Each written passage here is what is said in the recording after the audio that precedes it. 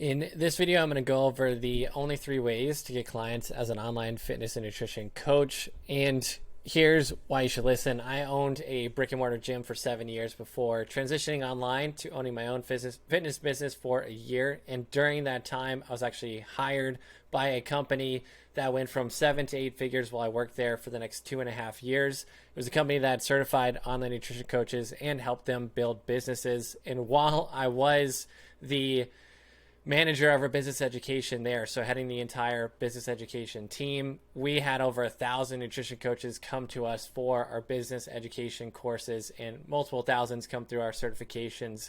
So in this video, I'm going to give you the 3 ways that you can get clients online and explain how you can utilize them immediately inside of your business to start generating more inflow of both customers and clients and leads and just opportunities for your business online. So let's dive in. The things that we're going to cover are the 3 styles of getting traffic to your offers, which there's really only 3 ways that you can do this. You can post on organic social media. You can pay using different paid channels, paid advertising platforms to bring eyeballs onto your content and to your offers, or you can partner with other people to use their audiences to put your message and marketing in front of them to get potential customers or leads. The approach to posting is usually the place that most coaches start because it is free and it's accessible to everybody, right? You can jump onto any social media platform and immediately start an account completely for free and start putting up content, start putting out your ideas, start putting out your beliefs, and just through the network of people through those platforms and the distribution that they offer, which is completely free, you can get clients. The other opportunity is in the form of paid ads, which there's many platforms that you can run these on. Most of the time, the ones that people turn to most frequently are Meta, Facebook, and Instagram ads, and then expanding out from there to YouTube, even X, using TikTok, and then Google search stuff there too. And technically, Google owns YouTube as well, so they will control the YouTube advertising platform there too. And then partnering with other people. This is basically just building relationships with other business owners, other individuals who will have your potential audience, customers, clients in their current network. They already have a list of the potential people that you can go out and offer your product to. So this is a great way just to start to build relationships and not have to do all of the work yourself, but potentially just utilize maybe the many years of work that someone else has already put into building an audience and trust in that audience to be able to leverage that and do something of value for their audience and provide value for them. So when talking about these 3 different ways, and then actually the 4th over here, just to show you guys this as well, you can use referrals to generate business, and it's an amazing way to bring in perfect fit clients for your business. But here's the thing about referrals is it's not a consistent way to ultimately grow your business, and it's not reliable because we can't know for certain when people that are working with us are going to refer, and then when those referrals will ultimately sign up. It comes in waves. Usually 1 month is really amazing when it comes to referrals, but because there is no control, the next month might be way down. And most businesses that are in this cycle stay pretty stagnant where they're at. They don't grow exponentially, which is what referrals should allow you to do. If you have a client acquisition system by using the post, pay, and partner, and you're consistently bringing in new people every single month, then the referrals happening on the back end just become exponential growth. So for every 1 person you bring on the front end, if they bring 2 people in the form of referrals, and you can continually do that month over month over month, that's how you grow really rapidly. So diving into these 3 different ways that we can bring in clients into the business, there's pros and cons to all 3. And I actually recommend that you use components of all 3. You might focus on different areas at different times in your business, but ultimately, we don't want to sleep on any one of these. Yes, it is true that you can go from 0 to 100K a month purely in organic social media. It is true that you can do the exact same thing purely on paid ads, and it is true that you can do the exact same thing purely on partnerships. But what I've found is that having a combination of the 3 actually allows you to grow a lot faster, right? And with less effort. Thinking about this as a flywheel, the as you put in little bits of energy or effort in a flywheel, the little bits of energy and effort over time get more and more powerful, right? So the trouble sometimes with only using one of these is that they have different pros and cons and advantages that will limit your growth in different stages of your business. So thinking about this or talking about posting, organic social media, and why you would use that and when to use it, ideally you use it all the time. But here's the reality. If you're just getting started, you have no social media following, you haven't been posting consistently, it's going to be slow because there's a few things that you have to consider. One, you're probably not that great at creating content right now, and you're probably not that consistent. And even if you get consistent, it's going to take a long time of consistency to get good at creating content. Right? So this is a low speed approach to growing a following and getting business. But what organic content does do, like this video that you're watching right now, is it does build a relationship with the person. And that's ultimately very important to taking someone from just finding you, getting eyeballs on you, and then building a relationship to the point where they actually want to purchase something from you or work with you on a deeper level. The next is paid, right? And the paid has the advantage of its high speed, right? But it is lower trust and it is higher cost. You have to have money to put into it. Right? If we're talking about just posting organically, you have to have time to put into it. So this is the consideration. This is what most people will say at the beginning is when you don't have money, use your time to acquire leads and customers and clients, which is why organic social media is usually what is prescribed to a beginner or a new coach in trying to get clients. And I think that you should do, I would recommend doing organic social media from day one and just consistently doing it for forever, because it is an extremely valuable way to build trust and to get clients. But I'm coming from the frame of I would also invest in paid advertising. And there's some very simple strategies we'll go over here in a minute on exactly how to spend the minimum amount to compound the effects of your organic. Right? But paid is high speed, low trust. You do have to have some money. But I think most coaches can get started in paid advertising for $500 to $1,000 a month. And the reality is most of us can find that money, whether it's money that we're using right now to invest in other things in our life, to buy things that we don't actually need, or to invest in coaching programs that all they do is tell us to post organically on social media and never really how to do that, just to keep posting, right? But I think most coaches can find the money to get started in paid advertising. And if it's done the right way, it just compounds the effects of what you're doing organically and allows for speed that organic does not when you're getting started out. So it allows you to get those first clients, get those results. Then when we start to talk about those results in organic content and put more into ads from the money that we made from the initial batch of ads that went out, it all compounds much faster. And then when you can add on the third, which is partnerships, which is mid-speed, and I'll explain that a bit more in a little bit, and high trust, because the partner ideally would have already built a really positive and strong relationship with the list that you're putting your offer or information or value in front of. And so that allows for you to that trust to basically transfer over to you. So you don't have to spend the years that they spent in building that up. You now get to borrow that. And once the relationship is built, it actually can happen really fast and constantly something that you can use and pour into over time. So we're talking about any of these three different ways that we can bring in traffic to our business. The idea, you've seen this before, the classic idea of a funnel. All of them are ideally putting people into our atmosphere, our environment, starting to see us and in our funnel or flywheel, or however you do want to look at this. I like to think about it more as a flywheel than a funnel, because it's very rare that anyone actually goes through this process from top to bottom in a straight line. But for simplicity's sake, if we are dumping people from all of these different traffic sources into this, where top of funnel is generally awareness, that's where distribution on social media comes in. Also, distribution on paid ads comes in.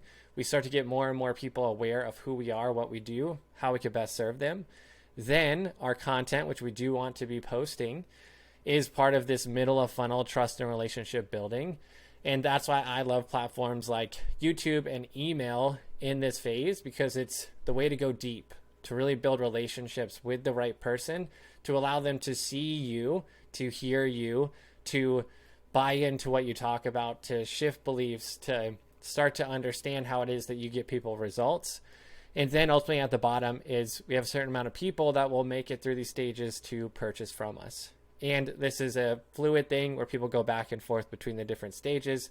They don't necessarily go in a straight line. But the ideal state is that we have the organic content that we're putting out consistently on, platforms of choice. If you can be on multiple platforms, that's amazing. If you can only be on one right now, that's totally cool to just focus on that. Then we have simple paid ads that start to boost up our organic strategies, start to get more awareness, start to get more eyeballs on our stuff. And then we have partnerships that as we build up over time, we can leverage to have influxes of other audiences and other people's lists into now awareness of what we do. And that's the perfect storm, I believe, in setting up and growing your business, is to use all three. Don't sleep on any of them. If you have somebody that says like, these won't work or you can't do any of them, it's just not true. All of these have been used to successfully grow online coaching businesses. And if you just take a look around the market, you will see some business coaches have an offer that specifically talks like only do organic, and this is how. You don't need ads, you don't need partnerships, whatever. Then some have an offer that is, it's all about paid ads. You don't need to slog away in organic, and you don't need partnerships. Then you'll see some that talk about, it's all about partnerships. That's the best way. You don't need to spend on ads. You don't need to post all day with content. The reality is they all work. They have different pros and cons. And in my opinion, it's best to utilize all of them to help each other and shore up the weaknesses that any one of these channels does have. So we're going into content creation. Want to give you guys a little bit of framework behind starting to create content that actually drives people to the point of taking action, which that's the biggest thing that we want. The distinction for me on content is there's obviously a spectrum of content, but I think most people in the content creator age are too focused on entertainment versus education or compelling people through shifting beliefs, insights that actually allows people to see a better way that they desire to pursue and take action. So I don't think something is valuable unless it changes someone's behavior outside of entertainment, right? So like there is that category of there's value in just being entertained and, having a dopamine hit and smiling and whatever, like distracting yourself a bit from other things at times. There is value in that, but that's what 99% of content is. It's just purely that, entertainment. And educational content, inspirational content, insightful content, that's only valuable if it helps someone to change the behavior, right? So if you're not producing stuff that is helping people to do something with it, to change their behavior, to take different actions, then to me, that's not super valuable content. So value-driven content shifts actions, changes people's behaviors. And how you do that, there's 4 trust and this is not mine, completely was taken from someone else that I heard it from and just thought it was absolutely amazing and the best way that I've seen this described and put out there. So 100% reframing this and sharing this with you guys because I think it is so amazingly valuable.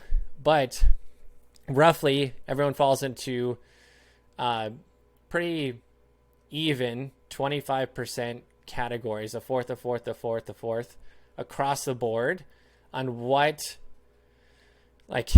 they prefer from these 4 lenses, right? So how you can build trust with them, how they'll buy into what you are sharing, and I'm going to go through these pretty quickly now just so you guys can get an idea. But aspirational is stories of yourself or your clients. So some people really connect to storytelling.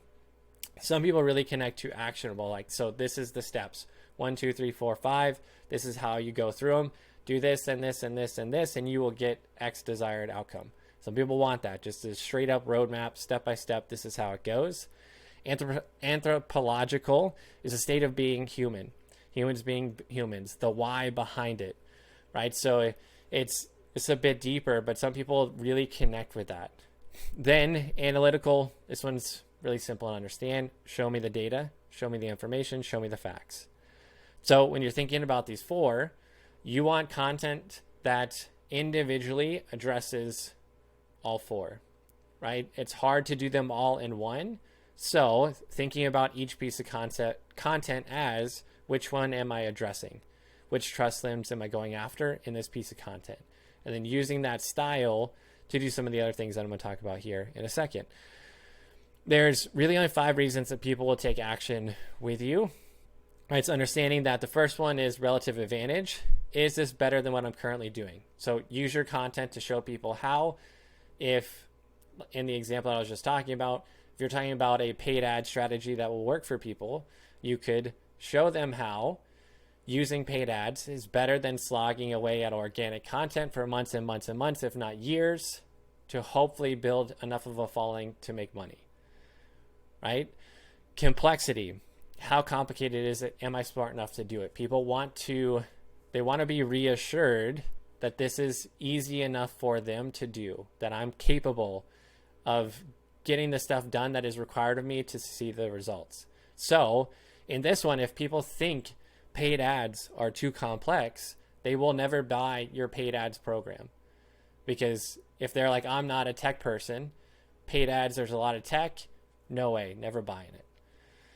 Compatibility, does it align with my identity, right? So a good example of this one, the weight loss or parenting space, weight loss space is if you're a mom, right? We want to position our program as a way that she can sink into our identity of being a great mom, right? So our program allows for you as a mom to show up with more energy, with more clarity, with more grace and peace in front of your kids, to show up as a role model for them. So we want to align it with her stepping into being more of a good mom.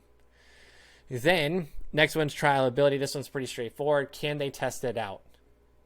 Right, and this is great, and this is great in so many other ways too. The trialability of it.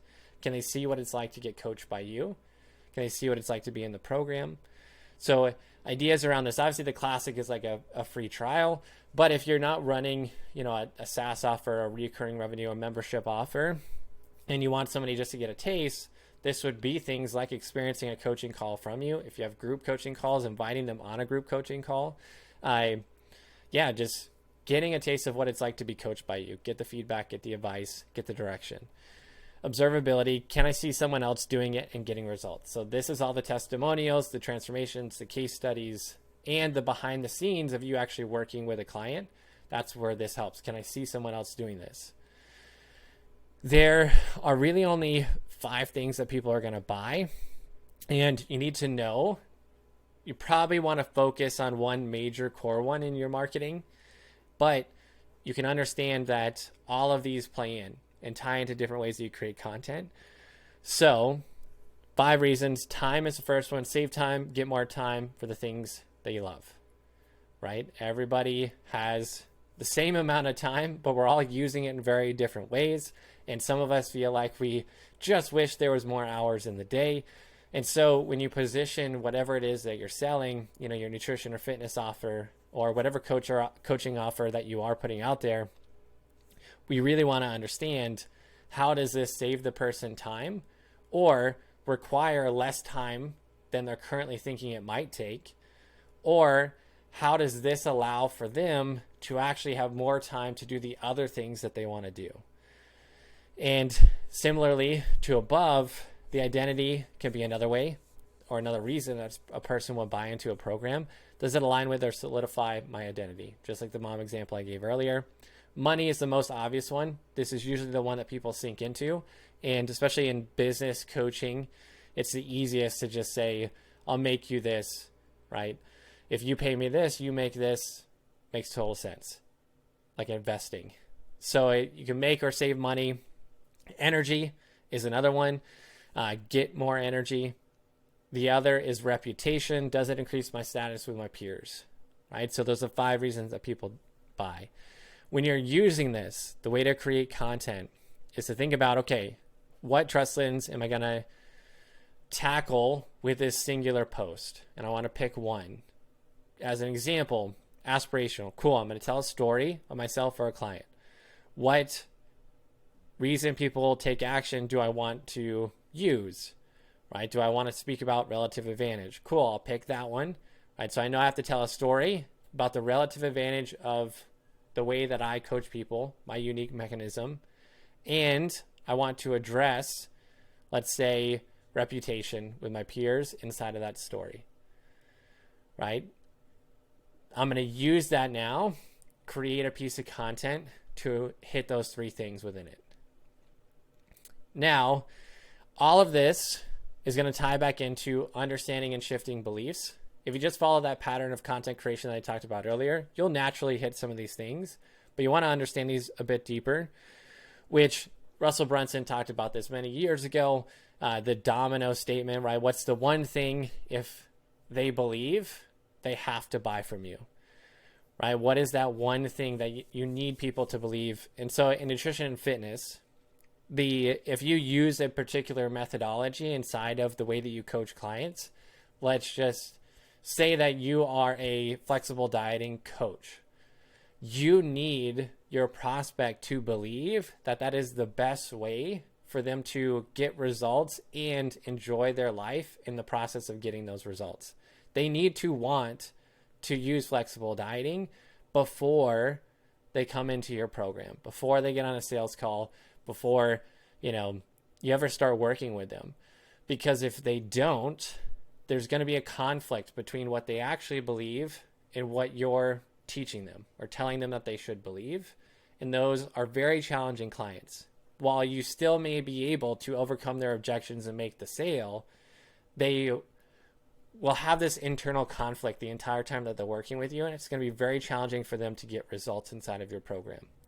So we have to understand what are the 3 to 5, and maybe there's more than this, false beliefs that they currently have keeping them from working with me. What are the things that they believe now that I need them not to believe in order to work with me? And there's 2 things that we have to figure out. What do they say to themselves? What stories do they tell themselves? And what happened to give them that belief? Right? So in the case of the flexible dieting, as the example again here, let's just say that they say to themselves, carbs are bad. Right? Carbs are evil. Carbs are the devil. Why do they say that? Or carbs make me fat. When I look at carbs, I get fat.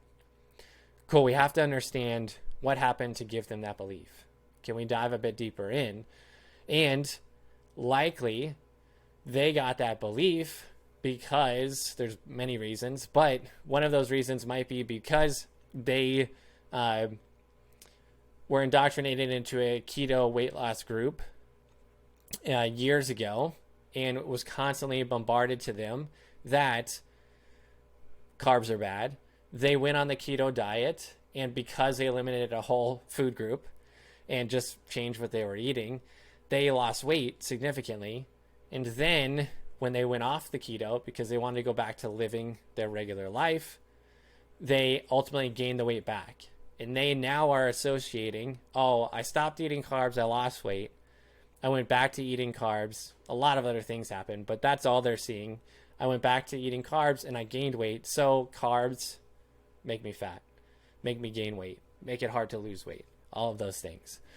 So we need to understand that and dive deep into those things around all of the 3 to 5 major false beliefs that we have to overcome with them in order for them to say yes to work with us inside of our program.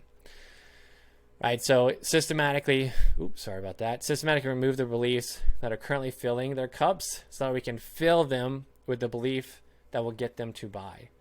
Otherwise, We will have people who are conflicted, like I already said, who buy purely out of extreme pain, and those are very challenging clients to work with. You need to really understand, what do they say to themselves, story do they tell themselves, what is a personal or client story that we can tell to crush these false beliefs, right? So now this is, Jane was telling this story about how she went on keto, lost the weight, started eating carbs again, gained the weight. We need to tell a story about ourselves or a client that's similar, Janet, who had tried keto before, lost the weight, went back to doing it on her own, ended up putting the weight back on. And guess what? When I started working with Janet, I showed her that she could still have cake and ice cream and all of the carbs. And while eating these carbs, she lost the 30 pounds again and has kept it off ever since, because she didn't have to go back. She didn't have to yo-yo on and off the diet, right? Just as a quick example. So that's the basics of organic content creation from a deeper level, like understanding psychologically how to address these different things inside of your content to get people to take action, do the next thing, shift their beliefs, because that's the most important. So we don't just want people sitting there consuming our stuff, liking it, whatever. It's not about just purely followers and video views. It's about getting the right people that ultimately will do the next thing with us. Moving over to paid, I'll have other videos that dive deeper into this, but the simplest strategy that you can use right now to get traffic from paid is through Instagram as a nutrition coach. This is really just the simplest and easiest way to get started in paid. It requires the least amount of understanding of the back end of the ads manager and pixels and all that other stuff. But simply put, as I'm going to run through this pretty quickly because there's other videos here, is the run IG ads, launch a follower ad. Follower ad is a simple 60-second reel. Calls out your ideal prospect, presents your authority on the topic, gives them some value, and asks them to follow you to go through content to help them solve a specific problem. These can be launched directly from Instagram using the boost function, which is super simple. You create the video, you post it, you hit boost, you select the audience if there's specific demographics that you do have, pick the countries that you want it to go to. You don't have to get too much more narrow than that, because the AI on finding the right people with Meta is pretty sophisticated at this point, so they do a pretty good job. If you have at least a few thousand of your ideal people already following you on Instagram, then you can purely just boost it to an audience that is similar to your followers, which it allows you to do that, which makes it super easy. But you just go boost it, pretty broad, pretty generic. The video is going to do the call out, so that's what's going to help Meta to find the right people up to put it in front of. You can start at $10 a day, aim for less than $2 per follower as a KPI. And I've seen people getting 50-cent followers in the fitness and nutrition niche. So very simple. Call it the ideal prospect, 60-second video ad, asking them to follow and go through your past content. And that's really it. It's just a way to consistently generate new followers every single day and not having to be a slave to the algorithm or doing things to try to go viral or get reach that don't necessarily align with the style of content you want to be creating or the value you want to give your current followers. And then from that point, you just message every new follower. A certain percentage will actually respond. And then over time, as we build a pool of followers, this snowballs, more conversations, more opportunities in the future. And then we can go through a sell by chat method to either sell directly in chat or get them to a call to sell them there. The next steps, that's just some of the math that kind of goes through, which is really expecting less than a 40% response rate, 10 to 20% conversation rates, like decent conversations. So this is just giving you an idea that you can't run this for $10 a day, do it for 3 days, get 30 new followers and expect massive results from it. You need to commit to the process. You need to run this for multiple weeks. Yes, you want to look at the KPIs and adjust as you go, but you can't just keep turning these on and off and expect them to work. You need to commit, and ideally, if you could, I would commit $300 to $600, $10 to $20 a day Just commit to running it for an entire month. Let the followers continue to stack, reach out to every new follower, have the conversations develop, and then in the next couple weeks, you should see enough of these conversations turn into book calls and opportunities for you, right? Then from there, the next part, and this is where it starts to get fun, as you are building a following, right, you're posting the organic content, you're staying consistent there. You have follower ads up running in the background, bringing in new followers every day, targeted new followers at that. You're starting conversations with all of them. You can set up very simple retargeting DM ads in stories that will just put a DM call to action in a story format post that allows for people to message you to get something of value, giving away some sort of freebie, lead magnet, valuable training that you've done. And you can retarget your followers.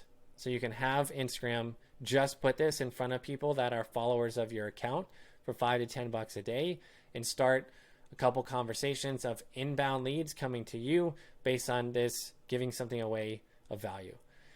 And a really powerful way to make sure that you're getting back in front of your followers and you're top of mind and you're starting conversations with them just on autopilot every single day. Then from there, last strategy is partnerships. This is one of the most powerful ones because when you have a really quality partnership that you can go back to consistently over time, you again are borrowing the trust, you're borrowing the energy, effort, and time that they've put into developing this list of potential, customers and clients over time. The things to consider when doing this is that partnerships can be both online and local, but either way, they are relatively slow to develop, right? So you have to give to these relationships for a very long time without expectation of return, just purely by providing value, driving conversation, connecting with them, caring about the other person, making sure that you do what you can to help them out. How can you provide value for their audience, for their list? That's the key here, is they take a long time to get to the point where they typically return on the time investment that you put in. But once you have them, they are an invaluable resource. And there's many different ways you can think about these. It's not just, hey, I know Joe. Joe has a list of 10,000 people that he's going to let me email. Yeah, that's amazing, and that would be great. But sometimes it's as simple as, I know Joe who has a podcast and he's willing to have me on to have a great conversation. And because of that, I'm going to be put in front of his audience. Right? So podcasts are an amazing way in today's world to start to get your message in front of more people. And it's easier than you think to get on podcasts than, many other things in today's world. So I'd start to think about this. Like, who do I already know? Who do I have kind of secondary or tertiary relationships with in my life? So like, who do I know really well that might know some other people that they could connect me with? And the way that I think about this is at least once a week, I'm reaching out to someone that I know just to check in. And it's not with any expectation on this. I have no desire to make an ask in this moment. I'm purely just connecting with individuals that at some point may turn into something. And I'm not necessarily thinking about how they're going to turn into that now, or even if they ever will, but I'm purely just pouring into these relationships. When you have a powerful relationship like this, when they have a list, an audience, whatever that is, and they agree to support you and to share what you do, or even you pay them to do it, which is another opportunity there, it can generate a massive inflow of opportunities to build your audience, get clients and customers, and it can be done really, really fast and really at a really high level because they already have the eyeballs and the trust with that audience, and you're just putting an offer in front of them, and that can equal massive and very quick and very powerful sales. This will allow you to build a list of potential customers very quickly and also get lots of clients. So start to think about this, not only online, but in person, So in person, if you're a fitness and nutrition coach, it's like, what businesses have potential clients for me? It's gyms, it's physical therapists, it's chiros, it's like Whole Foods grocery, like local healthy grocery stores, it's supplement shops, it's massage therapists, whatever else you can think of. Those are just immediate things that come to mind. Those are people and partnerships that you should nurture and develop, because they likely have your perfect fit clients that happen to live local to you, that are easier to even sell into programs like this, because there's high trust in those environments. So don't sleep on those local partnerships. Then going outside of that, it's like, who do you know that has podcasts, right? Who has other supplemental businesses potentially to what you do, that has, and this could be like online supplement sales, right? This could be podcasts online. Just start to think about and create a list of 20, 30, 40, 50 people that you know that have audiences, even if it's small. 100 people in an audience times 50 of these people, that's a big audience compiled, right? With high trust, with great opportunity. So build this list out, set up just a cadence in your life to every week reach out to a person from this list, connect with them purely out of connection and delivering value for them, no expectation on return. And over time, having this powerful network will pay off dividends, like exponential dividends. So I'd highly recommend that. Just to review what we went over for you guys and wrap things up, there's really only 3 ways to get traffic to your online fitness and nutrition business, right? You can post on organic social media, which is amazing for building trust with a current audience. I do believe that in the age of short form content, you need longer stuff like this. You need a podcast, you need a YouTube channel, you need long form written stuff in email or blog, whatever you want to do there. You need longer stuff to build a relationship. Just trying to go very short form, attention grabbing, top of funnel awareness stuff to high ticket sales is very challenging right now, because people are aware of that. They're also distracted. There's thousands of people vying for their attention. They need to build a relationship and trust with you. So if you're going organic, which I highly recommend everybody does organic, you need short form stuff paired with long form stuff. That's how you create a track for someone to get to know you a lot faster, to build up the 7 hours that they need to have trust in you to ultimately purchase. Then we want to layer on a paid ad strategy that's simple, that doesn't cost a ton of money, but allows for more eyeballs. It allows for more speed. It allows for the organic stuff that we are doing to compound very quickly. And then when you pair those two things together, it makes a very powerful flywheel. And lastly, the partnerships, right? Layering those in on top and building those relationships over time, so that when we need to or can reach out, that just becomes exponential spikes in what we are currently doing, because we don't necessarily have to put in the hours that they put in. We don't even necessarily have to put in money, because a lot of times that's not what that person wants.